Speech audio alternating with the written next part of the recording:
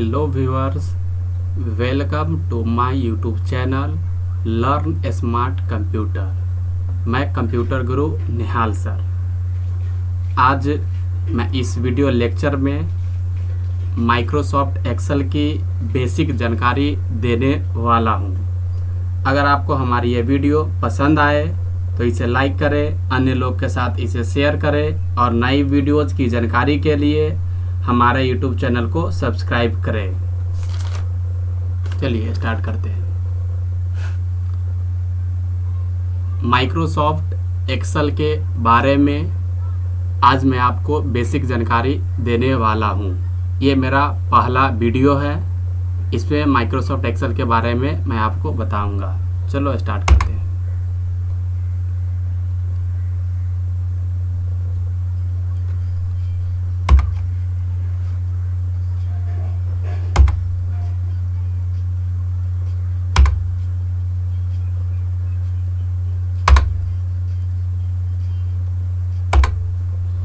Start the Microsoft Excel definition.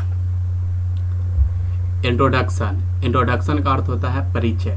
Point number 1 की ओर देखते हैं। Microsoft Excel is calculation based application software, यानी कि पॉइंट नंबर 1 का अर्थ हुआ माइक्रोसॉफ्ट एक्सेल एक कैलकुलेशन पे आधारित एप्लीकेशन सॉफ्टवेयर है। Is that clear? Microsoft Excel calculation पे आधारित एप्लीकेशन सॉफ्टवेयर है। पॉइंट नंबर 2 की ओर चलते हैं। It is also called electronic spreadsheet application software. Point number 2 का अर्थ हुआ माइक्रोसॉफ्ट एक्सेल को इलेक्ट्रॉनिक स्प्रेडशीट एप्लीकेशन सॉफ्टवेयर भी कहा जाता है। पॉइंट नंबर 3 की ओर चलते हैं। It is component of Microsoft Office package. इसे माइक्रोसॉफ्ट ऑफिस पैकेज के संदर्भ में आता है, यानी कि कहने का अर्थ हुआ कि Microsoft Excel Microsoft Office package का एक भाग है। आगे की ओर चलते हैं। It application used in school, business and calculation purpose, यानी कि इस सॉफ्टवेयर का इस्तेमाल किया जाता है स्कूल में, बिजनेस में और कैलकुलेशन पर्पस के लिए। यानी कि पॉइंट नंबर 1 और पॉइंट नंबर 2 और पॉइंट नंबर 3 को फिर से एक बार समझाने का प्रयास मैं करता हूँ। पॉइंट नंबर 1 में कह रहा है कि माइक्रोसॉफ्ट एक्सेल एक कैलकुलेशन पे आधारित एप्लीकेशन सॉफ्टवेयर है। पॉइंट नंबर 2 का अर्थ हुआ कि माइक्रोसॉफ्ट एक्सेल को इलेक्ट्रॉनिक स्प्रेडशीट एप्लीकेशन सॉफ्टवेयर भी कहा जाता है। पॉइंट नंबर 3 का अर्थ हुआ कि Microsoft Excel Microsoft Office package का एक भाग है जिसका ज़्यादातर इस्तेमाल किया जाता है स्कूल में, किसी भी प्रकार के बिजनेस हो उस बिजनेस में, और ख़ास करके जब हमें कैलकुलेशन वाला काम करना हो कंप्यूटर के अंदर तो हम लोग माइक्रोसॉफ्ट एक्सेल का इस्तेमाल करते हैं। पॉइंट नंबर 4 की ओर चलते हैं। It is mainly used in, यानी कि जिसका ज़्यादातर इस्तेमाल किया जाता है क्रिएटिंग एडिटिंग, फॉर्मेटिंग, क्रिएट करने के लिए, एडिट करने के लिए, फॉर्मेट करने के लिए। क्या चीज़? तो जब सैलरी शीट बनाना हो, मार्कशीट बनाना हो या किसी प्रकार के हमें रिपोर्ट जनरेट करना हो। यानी कि पॉइंट नंबर 4 का अर्थ हुआ कि ज़्यादातर माइक्रोसॉफ्ट एक्सेल का इस्तेमाल किया जाता है जब हमें सैलरी शीट बनानी हो, मार्कशीट बनानी हो, किसी भी प्रकार के हमें रिपोर्ट तैयार करनी हो तो हम लोग माइक्रोसॉफ्ट एक्सेल का इस्तेमाल करते हैं। पॉइंट नंबर 4 में क्रिएटिंग, एडिटिंग और फॉर्मेटिंग वर्ड आया है। क्रिएटिंग का अर्थ होता है कि यदि जब हमें पहली बार कुछ तैयार करना हो तो हम लोग माइक्रोसॉफ्ट एक्सेल का इस्तेमाल करेंगे। एडिटिंग का अर्थ होता है कि जो फाइल तैयार किया हुआ है उस फाइल में यदि हमें किसी भी प्रकार के एडिट करना हो, एडिट का अर्थ हुआ कि यदि कुछ उसमें लिखा हुआ और उसमें कुछ हमें हेर फेर करना हो तो हम लोग उसको एडिट के नाम से जानते हैं। और फॉर्मेटिंग का अर्थ होता है कि जब हमें उसमें किसी भी प्रकार के डेकोरेटिंग करना है, जैसे कि लिखावट की कलर चेंज करनी हो, बोल्ड करना हो, इसमें अंडरलाइन करना हो, किसी का कलर चेंज करना हो, बैकग्राउंड चेंज करना हो, तो इसे हम लोग फॉर्मेटिंग के नाम से जानते हैं। पॉइंट नंबर 5 की ओर चलते हैं।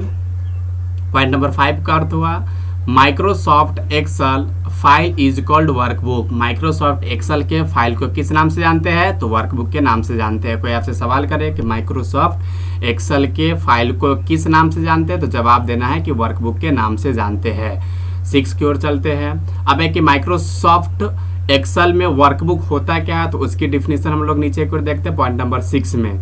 A collection of worksheet is called workbook, यानी कि वर्कशीट के कलेक्शन को हम लोग वर्कबुक के नाम से जानते हैं।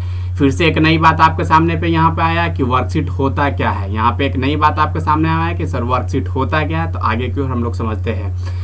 A collection of, point number 7 में देखते हैं, a collection of row and column is called worksheet, यानी कि रो एंड कॉलम का जो कलेक्शन होता है उसको हम लोग वर्कशीट के नाम से जानते हैं। दूसरे लैंग्वेज में लिखा हुआ है कि a calculation page is called worksheet, यानी कि जो कैलकुलेशन पेज होगा उसे हम लोग वर्कशीट के नाम से जानते हैं। तो पॉइंट नंबर 4, 5 और 6 और 7 का जो कंक्लूजन है वो फिर से सुनिए। कोई आपसे सवाल करता हो कि माइक्रोसॉफ्ट एक्सेल का इस्तेमाल हम क्यों करेंगे, तो आपको जवाब देना है कि माइक्रोसॉफ्ट एक्सेल का इस्तेमाल किया जाता है जब हमें सैलरी शीट, मार्कशीट या रिपोर्ट हमें जनरेट करनी हो, तो हम लोग माइक्रोसॉफ्ट एक्सेल का इस्तेमाल करेंगे। माइक्रोसॉफ्ट हमें कई प्रकार के फैसिलिटीज प्रदान करता है, जैसे कि उसमें कुछ हम नया लिख सकते हैं, कुछ लिखा हुआ तो उसमें कुछ एडिट कर सकते हैं, और जो एडिट है या जो हम पहली बार तैयार किए हैं उसमें हमें फॉर्मेटिंग करना हो तो हम फॉर्मेटिंग भी कर सकते हैं। आपके सामने में कोई सवाल कर दे कि माइक्रोसॉफ्ट एक्सेल के फाइल को किस नाम से जानते हैं, तो आपको जवाब देना है वर्कबुक के नाम से जानते हैं। कोई आपसे सवाल कर दे कि वर्कबुक होता क्या है, तो आपको जवाब देना है कि a collection of worksheet is called workbook, यानी कि वर्कशीट के कलेक्शन को हम लोग वर्कबुक के नाम से जानते हैं। कोई सवाल कर दे कि वर्कशीट होता क्या है, तो रो एंड कॉलम के मिलाने के बाद जो स्ट्रक्चर तैयार होता है उसे हम लोग वर्कशीट के नाम से जानते हैं।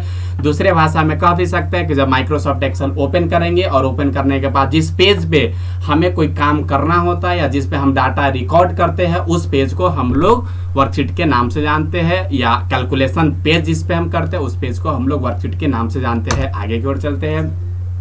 पॉइंट नंबर 8 पे गौर करते हैं। Microsoft Excel file extension is called .xlsx in new version 2007, 10, 13 और 16। यानी कि कोई आपसे सवाल करता हो कि माइक्रोसॉफ्ट एक्सेल का फाइल एक्सटेंशन क्या है, तो जवाब देना है .xls और x। कौन से वर्जन में, तो नए वर्जन में। पॉइंट नंबर 9 की ओर चलते हैं। Microsoft Excel file extension is called .xls in old version 2003, यानी कि पुराने वर्जन में माइक्रोसॉफ्ट एक्सेल का फाइल एक्सटेंशन क्या है, तो .xls, और नए वाले वर्जन में कौन सा है, तो .xlsx। पॉइंट नंबर 10 की ओर चलते हैं। ईच वर्कबुक, यानी कि प्रत्येक वर्कबुक में बाय डिफॉल्ट ओपन 3 वर्कशीट, यानी कि एक बार जब हम माइक्रोसॉफ्ट एक्सेल को ओपन करते हैं तो उसमें बाय डिफॉल्ट 3 वर्कशीट आपके सामने में खुल के आएगा। पॉइंट नंबर 11 की ओर चलते हैं। ईच वन वर्कशीट, यानी कि एक वर्कशीट में नंबर ऑफ कॉलम इन 16,384, यानी कि एक वर्कशीट में कॉलम की संख्या 16,384 है, जबकि रो की संख्या 10,48,576 है। कौन से वर्जन में, तो नए वर्जन में। आगे की ओर चलते हैं। Each one worksheet number of column in 256, यानी कि 256, और रो की संख्या 16,384। नए वाले वर्जन में कॉलम की संख्या 16,384 है और रो की संख्या 10,48,576 है, और पुराने वाले वर्जन में कॉलम की संख्या 256 है और रो की संख्या 16,384 है। आगे की ओर चलते हैं पॉइंट नंबर 13 की ओर। रो डिनोट्स इन नंबर, यानी कि रो को नंबर से डिनोट्स करते हैं और कॉलम को हम लोग अल्फाबेट से डिनोट करते हैं। रो को नंबर से डिनोट करते हैं और कॉलम को हम लोग अल्फाबेट से डिनोट करते हैं। पॉइंट नंबर 14 की ओर चलते हैं। The last column name is called XFD, यानी कि जो लास्ट कॉलम है उसका नाम है XFD नए वाले वर्जन में, and IV is old version, यानी कि कोई आपसे सवाल करता हो कि नए वाले माइक्रोसॉफ्ट एक्सेल में लास्ट कॉलम का नाम क्या है, तो आपको जवाब देना है XFD, और पुराने वाले में क्या है, तो IV। आज के लिए मेरा क्लासेज यहीं पे समाप्त होता है, अगले क्लासेस हम लोग कंटिन्यू करेंगे। Thank you so much. Please इसे लाइक करें, शेयर करें और ज़्यादा से ज़्यादा अपने दोस्तों के बीच में इसे फैलाने का प्रयास करें ताकि मेरा हिम्मत हो, ताकि मैं अपना नया वीडियो बना सकूं। Thank you so much.